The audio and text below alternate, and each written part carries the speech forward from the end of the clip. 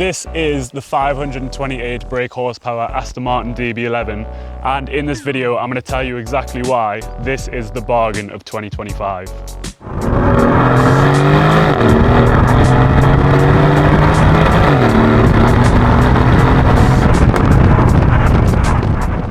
So last year my dad retired from his career, and when it came to retirement he had to give back his company car, which was a Tesla Model 3 Performance, and naturally he had to get his own private car, and he thought the next step would probably be the Porsche Taycan, another electric car.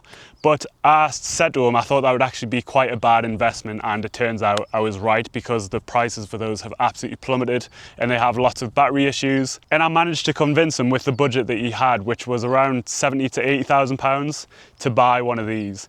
And today you can buy these for as little as 60,000 pounds. And I think for the money that you can buy these for, they're an absolute bargain. So now in 2025 you can pick up one of these for less than a BMW M4 brand new, considering those cars start at around 75,000 pounds. I know I would much rather buy something like this because it has a lot more of a wow factor.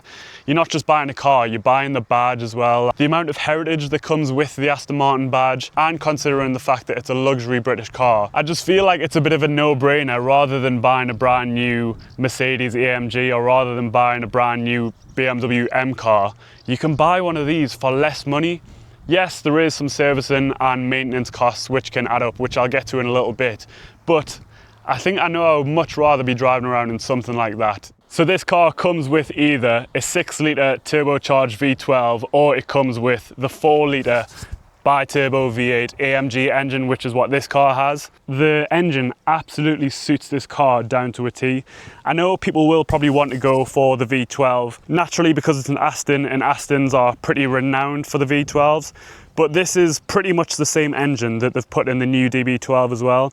You can't get the V12 now in the DB12, it's only the V8 option that is available, and the V12 now only comes in the Aston Martin Vanquish. But I've got to say, after driving this car for quite a while now, this engine is absolutely no slouch at all. It produces around 528 brake horsepower, and it's sending all of that power directly to the rear wheels, which can make it a little bit sketchy at sometimes, but it is a lot of fun. And for me, this is a proper driver's car. Sometimes, to be honest, it's a little bit too powerful. Like, in comparison to my Jaguar F-Type, which is only 375 brake horsepower, that's the V6S model, this is a completely different animal. So this particular car is a 2018 model, and we bought this when it was 7 years old last year for, I think it was around 80,000 pounds. It was a bit lower mileage, but you can get cars which have a little bit higher mileage on now for sub 60,000 pounds. And considering that these cars brand new started from 150,000 pounds, bearing in mind you're getting about 100,000 pounds off,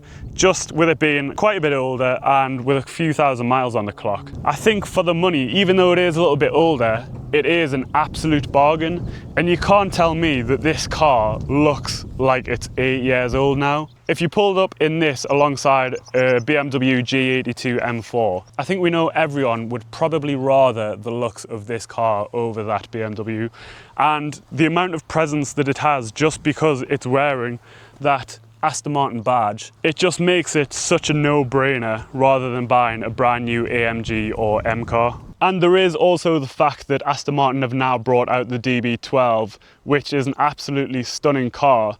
But you can't really say that this car doesn't look very pretty anymore. I still think it looks absolutely stunning, especially in this particular colour.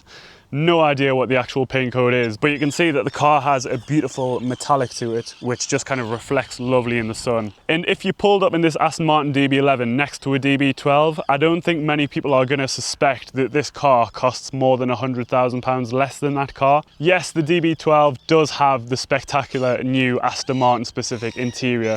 And this interior, in comparison, is a little bit dated because it kind of uses the Mercedes platform, but it doesn't mean that this interior is terrible by any means. It doesn't look as nice, but it certainly does get the job done. And I think that is one compromise you could probably make for the sake of £100,000 as well. And the thing is, with the V8 as well from AMG, I think they're relatively bulletproof. As long as you treat them well, they'll go for many, many, many miles. And one thing in particular that I love when you pull this bonnet up, you can see the full tyre, and you can see all of the kind of aero to get all of the air out of the wheel arch. I do think this car in general is just a work of art, and look, when you do have the bonnet up, it just looks incredible like that. The clamshell bonnet is just chef's kiss. But just please let me know in the comments what you genuinely think. Would you rather have a £60,000 Aston Martin DB11, which is a little bit older, or would you rather have a brand new G82 M4? But without further ado, let's take this for a drive and see whether it drives like a £60,000 car or does it drive like a £160,000 car.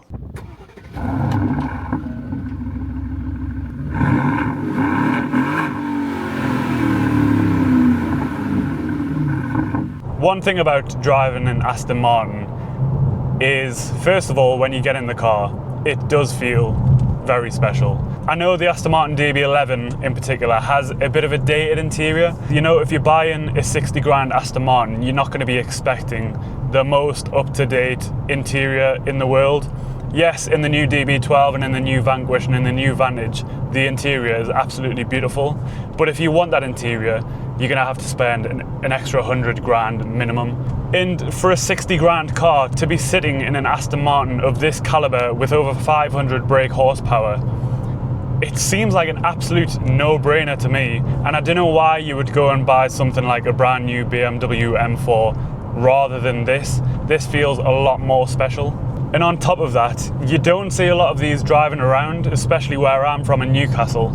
I'll see many BMW M cars all the time, plenty of G82 M4s, plenty of the F82 M4s, but rarely do I ever see an Aston Martin, let alone an Aston Martin DB11. So it does make the experience of driving this car a lot more special. And comparatively, performance-wise, it's not a slouch at all. The best way to describe this car to me is it's a brute in a suit. When you do put your foot down, it gets an absolute shift on, as you'll see right now. Traction kicking in there. Wow. Yeah. This is honestly, I don't see why you would need that power at all. In what world are you going to use over 500 brake horsepower like that? If you keep your foot planted in this, you're going to be going far too fast, too quickly. 500 plus seems just a bit excessive, so I really don't know why everyone feels like the need to have 1,000 horsepower with all of the new Lamborghini Revueltos and the SF90s and all of the new cars. Even just the newer Aston Martins having over 700 brake horsepower seems far too excessive to me. I really don't understand how those cars are actually putting the power down and maintaining grip, because even this is struggling to keep its grip relatively. And I've got it in the most sporty settings at the minute. I've got the suspension in its stiffest settings, I've got it in Sport Plus. So if I put it into GT mode, put the suspension in soft, and it's just the perfect cruiser. It is my absolute dream to take a car like this on a European Grand Tour, because it is what it's built for. It is probably the perfect car to take the missus around Europe in, go to the south of France and just enjoy your time and just kind of waft along. And then when you need the brute to come out, it's absolutely there. And I know I can feel people screaming at me through their screen on YouTube saying, but the maintenance costs are so high. Yes, the maintenance costs can be relatively high. For example, I think the average service on this will run you anywhere from £800 to £1,000. If you do need something fixed, for example, we just had to get the air conditioning unit changed on this, and the bill came to around £2,500. When it does need a bit of work, it is expensive. But bear in mind, a brand new BMW M4 Competition G82 with options is touching 100 grand and can even go over that. Yes, you do get the warranty and everything with that, but even, let's say for example, over a few years you do spend around 10-15 grand on repairs and whatnot. You're only spending, if you spend 60k on the car, you're only spending 75 grand, whereas with a brand new BMW M4, if you want a fully spec'd one, you're touching 6 figures, which just doesn't make any sense. I don't know why you would go for something like that when you can go for something like this. And as well, if you do want to, and you buy from main dealer Aston Martin, like we bought this car, you can get an extended warranty. You can get peace of mind with the car if you do really want it, so that is an option as well. I'm not sure if it is a case of people being put off by maintenance costs with these types of cars, or whether it's just the fact that they don't consider them and they don't realize that you can get cars like this for this cheap now. I feel like more people need to know that these cars are a lot more attainable, and yes, they are a little bit older, but it really doesn't show it that much, especially from the outside. Yes, the interior could use a little bit of an update, but if you're happy to make a couple of sacrifices here and there, you can drive around in an Aston Martin that was 150 to 180,000 pounds new. And all of the time, every time someone looks at this car, I know for a fact that they think it costs that much and it was bought for that much. So if you want to look rich but not spend as much money, get yourself an Aston Martin DB11. But anyway, I hope you guys have enjoyed this video. If you have, please do remember to subscribe, because I make videos like this all of the time and I'm trying to grow the channel. I'm a very small channel at the minute, so I would very much appreciate some support. Please remember to like, leave any kind of comments you want, and I will see you next time.